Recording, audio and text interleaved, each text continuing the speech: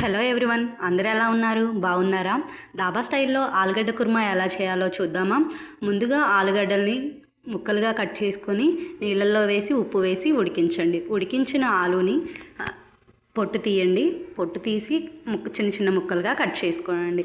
ఒక కళాయి పెట్టి అందులో నూనె పోసి నూనె బాగా వేడైన తర్వాత ఉల్లిగడ్డలు, ఎండుమిరపకాయలు, పచ్చిమిర్చి వేసి వేయించండి. తర్వాత అందులోనే జీలకర్ర, తాలింపు గింజలు వేసి వేగిన తర్వాత కొంచెం డ్రై రోస్ట్ అవ్వనివ్వండి. అందులోనే కొంచెం మెంతిపిండి వేయండి, టేస్ట్ బాగుంటుంది. తర్వాత అందులోనే కొంచెం పసుపు, కొంచెం ఇంగువ వేసి బాగా వేయించండి. అల్లం పేస్ట్ కూడా వేయండి, టేస్ట్ చాలా బాగుంటుంది.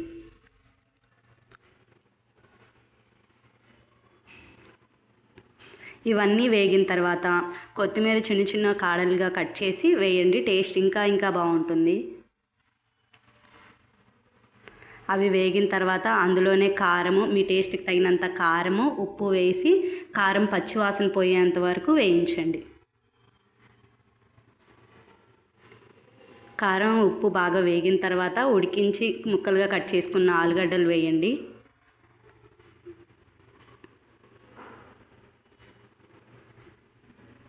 అందులోనే కొంచెం కసూరి మేతి వేయండి, టేస్ట్ బాగుంటుంది.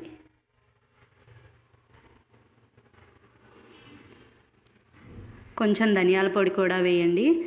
తర్వాత కొంచెం కొత్తిమీర, కొబ్బరి పొడి వేయండి. మీ దగ్గర ఉంటేనే, ఆప్షనల్ అండి, కొబ్బరి పొడి అనేది ఉంటే వేయండి, లేకపోతే లేదు. అంతే. టేస్ట్ మాత్రం చాలా బాగుంటుందండి. డెఫినెట్గా ట్రై చేయండి. వెళ్తూ సబ్స్క్రైబ్ చేసుకోవచ్చు కదా.